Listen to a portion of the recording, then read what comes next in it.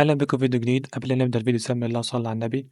في الفيديو ده احنا هنكمل كلامنا على الفانكشن وهنشرح حاجة جديدة وهي النيمد بارامتر. فطبعا زي ما انا معودكم علشان نفهم النيمد بارامتر فاحنا محتاجين مثال باستخدامها ومثال بدون استخدامها علشان نقدر نعرف أهميتها عندنا في الكود. فتعالى نعمل الكلام ده. في الفيديو اللي فات عشان كنت عملت فانكشن من خلال الفانكشن دي اقدر ان انا اعمل بوست، فكنت محتاج ان انا ادي للفانكشن ديت الرسالة بتاعتي اللي انا هكتبها، ومحتاج اديلها كمان ايه الاسم بتاعي علشان لو في يوزر مختلف يعرف ان الرسالة دي خاصة بعبد الرحمن. فتعالى نعمل الكلام ده. فانا اول حاجة كنت عملت كلمة void. ليه عملت void؟ لان انا كنت عايز انفذ الكود اللي جوه الكيرلي براكتس وخلاص. بعد كده سميت الفانكشن بتاعتي وسميتها كلمة بوست، وهعمل اقواس والكيرلي براكتس.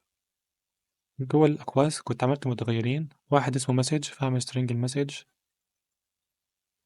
واحد كمان اسمه النيم فهعمل string النيم، ورحت جوه الكيرلي براكتس عملت ايه، عملت برنت للنيم،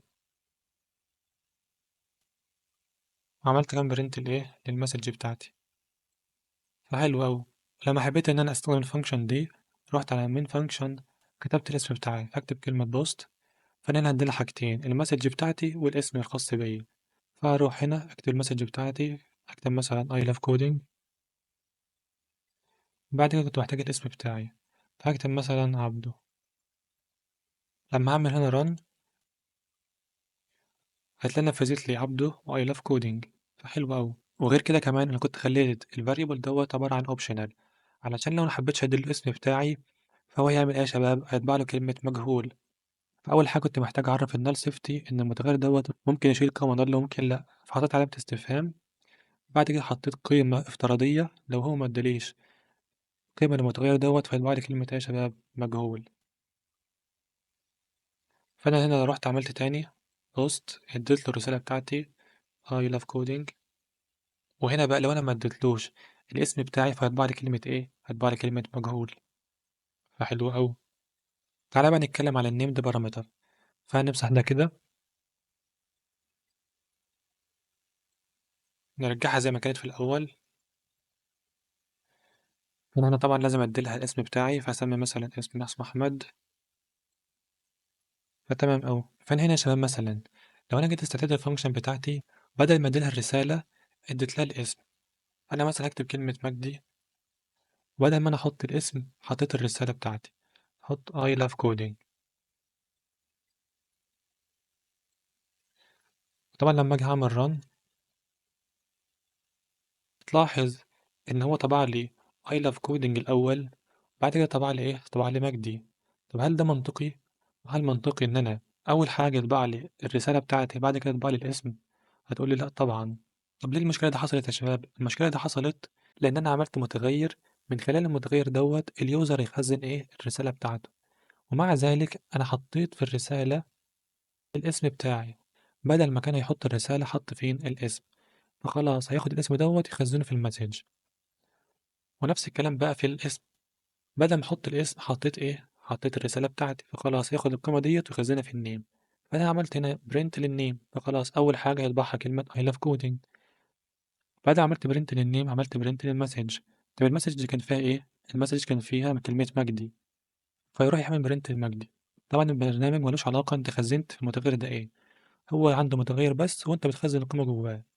فانا عملت برنت للنيم الاول فيروح يطبع لي I love coding، وعملت برنت للمسج فيروح يطبع لي مين، كلمة مجدي. طب كل ده ناتج عن إيه؟ كل ده ناتج عن إن أنا اتلخبطت وبدلت القيم. طب أنا عايز حاجة بقى تمنعني من إن أنا أبدل القيم، يعني قبل ما أديله القيمة أعرف له إن أنت هتخزن القيمة ديت في متغير كذا. فأنا هنا في الرسالة عايز أعرفه إن أنت هتخزن هنا الرسالة، وكذلك في الاسم، في الاسم عايز أعرفه إن أنت هتخزن هنا الاسم. طب أنا أعمل كده إزاي؟ يجي هنا بقى دور النيمد بارامتر. فتعالى أعرفك بقى تكتب إزاي النيمد بارامتر. أول حاجة بتروح المتغيرات بتاعتك وتحطها في كيرلي براكت. فزي ما انتوا شايفين أول لما أنا حطيت المتغيرات بتاعتي في كيرلي براكتس ظهر لي ايرور. الايرور ده ناتج عن إيه؟ الايرور ده ناتج إن المتغيرات اللي بتكون جوه الكيرلي براكتس بتكون اوبشنال، يعني ممكن أديها له وممكن لأ. فطبعا النال سيفتي هتمنعنا من الحوار ده، لأن أنا مينفعش يكون عندي متغير قيمته نال. فأنا محتاج أعمل إيه؟ محتاج إن أنا أعرف النال سيفتي إن المتغير دوت ممكن يشيل قيمة نال ممكن لأ. فحط علامة استفهام هنا وعلامة الاستفهام هنا. طيب تمام. يبقى احنا دلوقتي عرفنا أول حاجة إن احنا علشان نخلي المتغيرات بتاعتنا named parameter إن إحنا بنحطها في إيه؟ في curly brackets. وطالما أنا حطيت المتغيرات دي في curly brackets فهي بتكون optional، يعني ممكن أستدعيها وممكن لأ، فممكن القيمة دي تكون بnull وممكن تكون شايلة قيمة فعلية لما اليوزر يدخل القيمة دي. هنا بقى يا شباب ظهر لي ايرور ليه؟ ظهر لك ايرور لأن أنت لازم تعرفه إن أنت هتخزن هنا المسج بتاعتك، وفي المتغير التاني هتخزن مين؟ النيم بتاعك. طب تعالى كده نستدعي الفانكشن بتاعتنا تاني، هكتب من كلمة بوست واعمل كنترول وسبيس هيظهر لك المتغير بتاعتك. فأنا أول حاجة كنت محتاج أخزن له إيه؟ محتاج أخزن له المسج بتاعتي، فخلاص أضغط على كلمة مسج دي وأخزن القيمة بتاعتي، فهخزن I love coding. بعد كده كنت محتاج أديله مين؟ محتاج أديله النيم، فخلاص يا عم اكتب كلمة النيم وهكتب مثلا كريم. فزي ما انتوا شايفين لما انت بتستخدم named parameter فانت محتاج تعرفه ان انت هتخزن هنا الرسالة بتاعتك، فانت هتكتب المتغير بتاعك اللي هيتخزن فيه القيمة علشان خلاص ده يكون مربوط بالمتغير اللي اسمه message. وكذلك في النيم القيمة دي هتكون مربوطة بمين؟ بالنيم. وطبعا عشان بقى نحل المشاكل اللي هنا ديت فأنا محتاج أديلها إيه؟ محتاج أديلها المتغير اللي القيمة دي هتتخزن فيه، فخلاص اكتب لي هنا المسج وحط إيه؟ حط النقطتين فوق بعض. وكذلك بقى في النيم روح على النيم حط لي المتغير بتاع النيم بتاعك، ونطبق نفس الكلام هنا هديله المسج وهديله كمان هنا إيه؟ هديله النيم. فزي ما انتوا شايفين كده. فتعالى بقى هنا من مميزات الشباب النيمد بارامتر إن هي مش بتكون مربوطة بترتيب المتغيرات. يعني أنا هنا عملت أول حاجة إيه؟ المسج، فكان في الأول لازم إن أنا أديله مين؟ قيمة المسج. وعملت هنا مين؟ الاسم بتاعي، فكان لازم أديله في المتغير التاني الاسم. فقال لك لأ، في النيمد بارامتر مش بيكون مربوط ترتيب. يعني مثلا أنا عملت الاسم فخلاص يا عم اديله الاسم بتاعي هكتب كلمة نيم، وأنا عملت الرسالة فخلاص يا عم اكتب لي الرسالة. فلما أجي أعمل رن هتلاقي هنا إيه؟ طبع لك أول حاجة عبده، بعد كده أحمد، بعد كده مجدي، بعد كده كريم، بنفس الترتيب. طب إزاي؟ يعني إزاي ده حصل مع إن أنا غيرت قيمة المتغير بتاعي؟ قال لك لأ، في النمد بارامتر مش بيكون مربوط بمين؟ بترتيب المتغيرات. أنت بتحدد القيمة اللي هتتخزن جوه المتغير. طب أنا كنت عايز أعمل في الأول الاسم بتاعي، فخلاص اديله الاسم بتاعك والقيمة دي خلاص هتتخزن في المتغير بتاع النيم. وكذلك بقى في الرسالة، أنا عملت الرسالة هنا فخلاص اكتب أول حاجة المتغير الخاص بالرسالة وحط القيمة بتاعته. فزي ما انتوا شايفين كده. طيب تمام، افرض بقى يا شباب أنا ما كنتش حابب إن أنا أديله الاسم بتاعي، فخلاص هو مش المتغير بتاعك دوت اوبشنال، فأنت مش لازم تديله الاسم بتاعك. فأنا هشيل كلمة كريم ديت، فزي ما انتوا شايفين مش مديني ايرور. طب لما أجي أعمل كده ران هتلاقي إيه؟ مديني قيمة نل. ليه مديني قيمة نل؟ لأن أنت ما اديتلوش القيمة، في الحالة ديت هيخزن لك كلمة نل. فأنا محتاج خلاص أعمل حاجة ديفولت، لو هو ما ادانيش القيمة ديت اعمل لي يا عم كلمة مجهول، فأروح أكتب كلمة مجهول. نفس الكلام اللي كنا عملناه في الأوبشنال بارامتر. فأنا هنا لما أعمل ران عمل لي هنا كلمة مجهول، فحلو أوي. وطبعا برضو نفس الكلام إن أنت النيمد بارامتر ديت لازم تكون في الآخر، يعني مينفعش يكون بعدك متغير. يعني لو عملت هنا string مثلا أي حاجة كده هتلاقي ظهر لك ايرور. ده ظهر لك ايرور لأن النيمد بارامتر لازم تكون في آخر حاجة. ولو جيت مثلا هنا حطيت تغير كده سميته مثلا string أي كلام هتلاقي أنا مش مديك ايرور، بس مديني هنا ايرور. ليه مديني هنا ايرور؟ لأن أنت خلاص عملت المتغير دوت بارامتر عادي، فأنت لازم تديله القيمة. فهروح هنا أعمل أي حاجة كده هتلاقي الايرور عندي هنا راح. تعالى بقى نتكلم عن حاجة تانية. افرض مثلا دلوقتي لما اليوزر يجي يستخدم الفانكشن بتاعتي ديت ما اداش لها قيم. طب هل ينفع نعمل كده؟ اه ينفع نعمل كده. ليه ينفع؟ لأن أنا عملت المتغيرات بتاعتي دي اوبشنال، فهو ممكن يديهاني ممكن لأ. طيب أنا عايز بقى إمكانية تخليني لما اليوزر يستخدم الفانكشن لازم ولا بد يديني مين؟ يديني المسج، لأن المسج دي حاجة أساسية.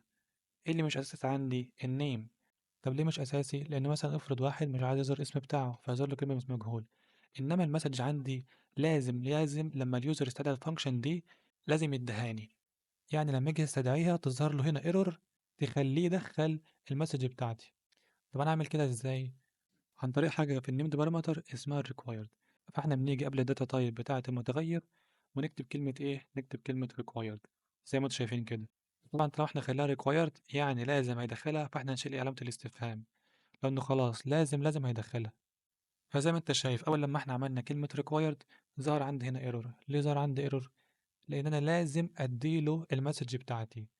فأنا أول لمّا أكتب الmessage بتاعتي مثلًا كده I love coding، I love coding، هتلاقي الerror عندي راح. لمّا آجي أعمل run هتلاقيه عامل لي إيه، كلمة مجهول وI love coding. فحلو أوي.